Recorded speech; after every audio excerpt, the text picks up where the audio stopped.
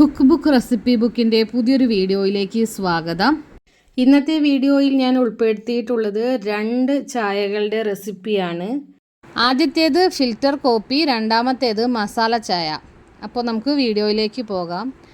എങ്ങനെയാണ് ഒരു നല്ല ഫിൽറ്റർ കോഫി ഉണ്ടാക്കുക എന്ന് നമുക്ക് നോക്കാം.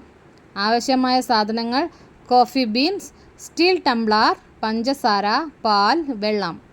തയ്യാറാക്കുന്ന രീതി: 1 സ്പൂൺ കോഫി ബീൻസ് അല്ലെങ്കിൽ പൗഡർ സ്റ്റീൽ ടംബ്ലറിൽ എടുക്കുക.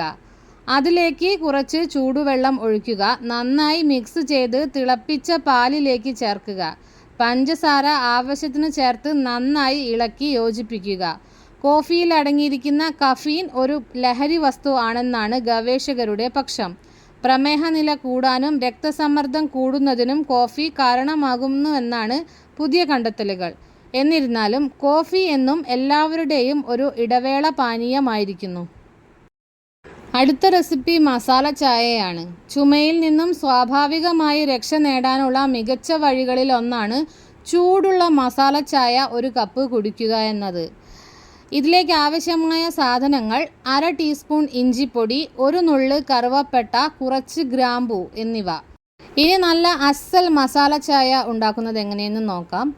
ചുമയിൽ നിന്നും സ്വാഭാവികമായി രക്ഷ നേടാനുള്ള മികച്ച വഴികളിൽ ഒന്നാണ് ചൂടുള്ള മസാല ചായ 1 കപ്പ് കുടിക്കുന്നത്. 1/2 ടീസ്പൂൺ ഇഞ്ചിപ്പൊടി, 1 നുള്ള് കറുവപ്പട്ട, കുറച്ച് ഗ്രാമ്പൂ എന്നിവ ചേർത്ത് ചായ ഉണ്ടാക്കി കുടിക്കുക. ഈ 3 സുഗന്ധവ്യഞ്ജനങ്ങളും നിങ്ങളെ ഉള്ളിൽ നിന്നും സുഖപ്പെടുത്താൻ മികച്ചതാണ്.